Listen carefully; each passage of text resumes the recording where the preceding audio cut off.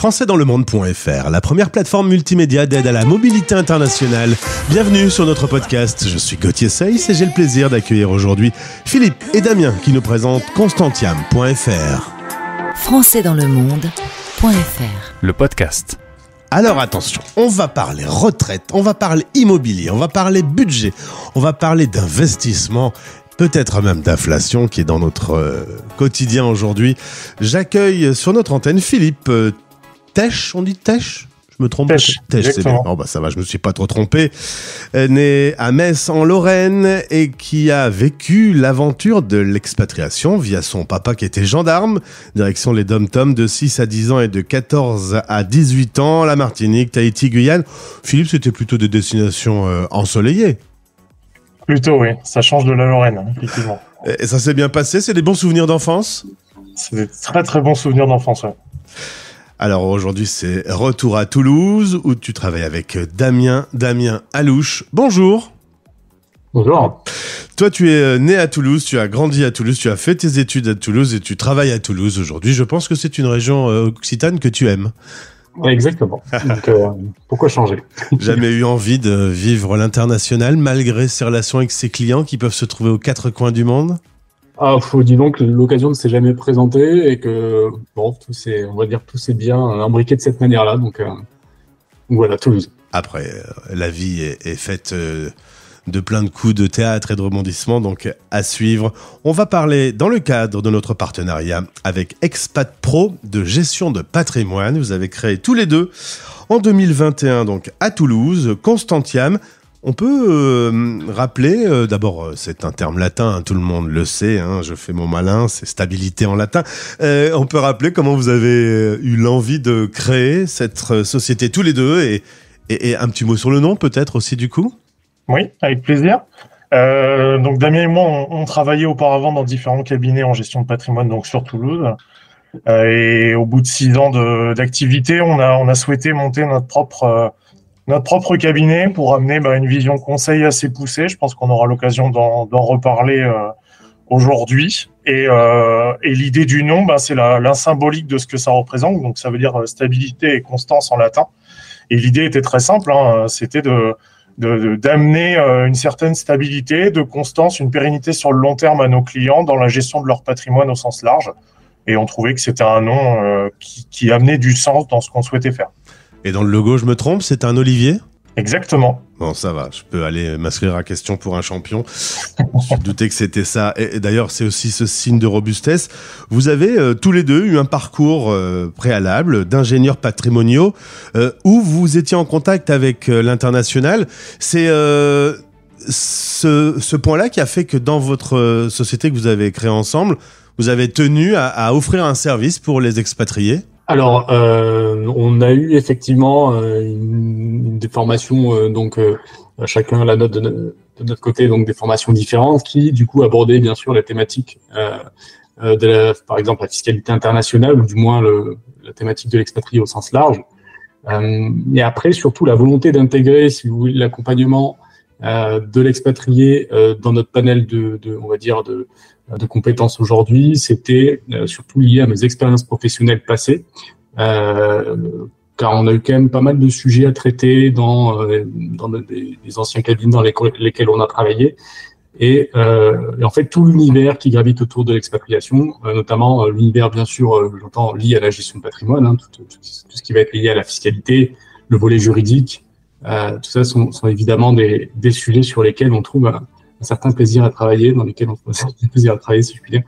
Donc voilà. Alors, en l'occurrence, sur la radio des Français dans le monde, on a réalisé des centaines d'interviews avec des parcours d'expats. C'est vrai que la plupart, quand même, commencent en France, vivent une expérience quelque part sur un continent, puis vont déménager pour une opportunité professionnelle.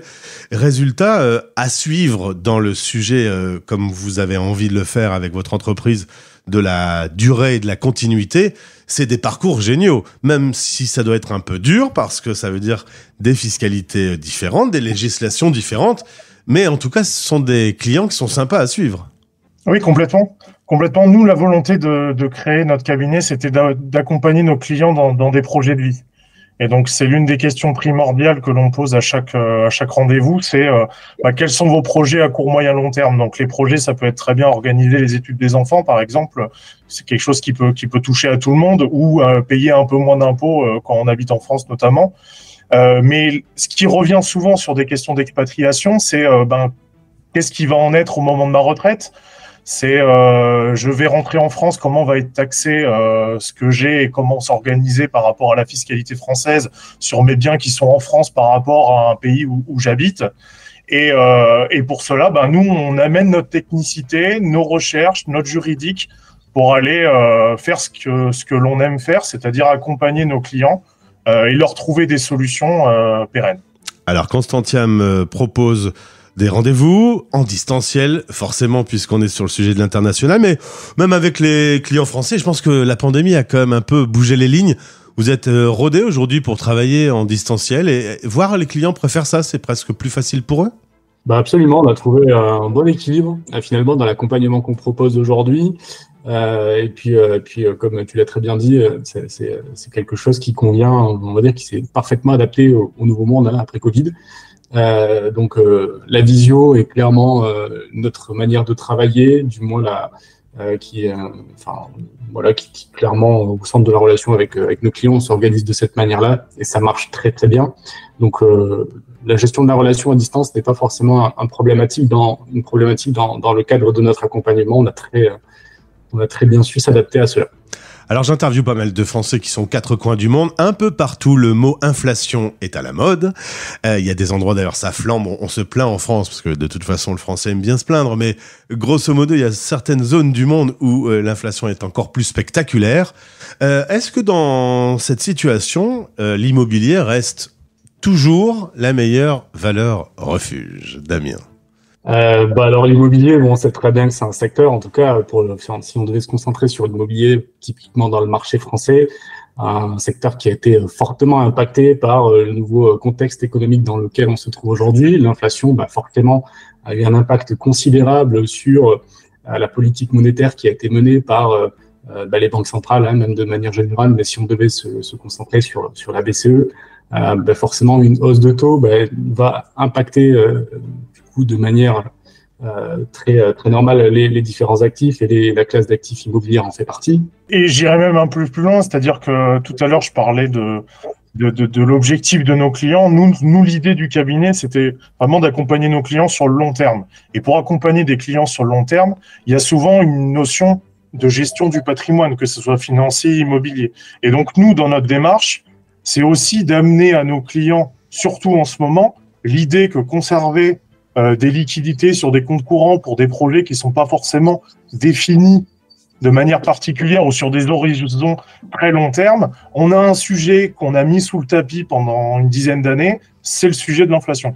Et donc nous, dans notre démarche, dans nos projets et nos stratégies, au travers du bilan patrimonial que l'on fait, c'est vraiment le premier jalon de notre accompagnement, c'est réaliser un bilan complet, un audit de la situation pour lequel à terme, en fonction des objectifs de nos clients, on va amener une certaine stratégie, que ce soit une stratégie juridique, une stratégie fiscale, une stratégie d'investissement. On a tout ce panel de compétences qui nous permet de travailler sur le global. Et sur la stratégie d'investissement, effectivement, trouver des solutions qui permettent sur le long terme d'éviter de perdre du pouvoir d'achat sur ces liquidités. En investissement, en financier ou en immobilier, peu importe, chacune des solutions a ses spécificités, mais je pense que c'est important aujourd'hui de remettre cette question-là au goût du jour. Philippe, Damien, ma dernière question concerne, ça va être super sympa, la mort. On va parler succession. Ah ouais, moi je sais mettre l'ambiance dans une soirée. La succession à l'international, soyons sérieux, c'est quand même plus que stratégique parce que les conventions sont différentes, les législations sont différentes, et c'est le genre de sujet qui est déjà pas simple à gérer quand on est en franco-français, mais alors quand on vit l'aventure de l'expatriation, c'est un warning qu'il faut faire clignoter un peu plus fort que les autres, préparer sa succession. Ah oui, complètement. Complètement, parce que en fonction de son pays d'expatriation, c'est pas forcément les mêmes solutions. Même en fonction de la composition familiale intrinsèque à son foyer, il peut y avoir des sujets. Et c'est un sujet sur lequel il faut une certaine clarté, de se dire aujourd'hui on est dans telle situation, voilà comment on doit s'organiser, voilà aussi en fonction du régime matrimonial que l'on a choisi, comment ça va s'organiser en fonction. Parce que, pour exemple, choisir le régime légal français peut avoir des conséquences si on commence à vivre un certain temps à l'étranger. Donc ces sujets-là, forcément, ça dépend de chacun, du pays, et on a un vrai travail là-dessus à faire. Mais oui, c'est un warning. C'est un warning autant que la préparation à la retraite, notamment, quand on décide de la faire en France, par exemple. La retraite aussi, ça vaut aussi une belle discussion. C'est pareil à peu près dans tous les sujets. Qu'importe le spécialiste que je puisse avoir sur la radio des Français dans le monde, c'est quand même mieux de se préparer à toutes les éventualités et d'avoir un peu le temps en amont. Pour ça, il faut vous contacter. Ça se passe depuis constantiam.fr, votre site web, ou alors via le partenaire Expat Pro. Philippe et Damien sont à votre disposition depuis Toulouse, mais pourquoi pas un jour quelque part d'autre dans le monde. Damien, un jour tu quitteras Toulouse.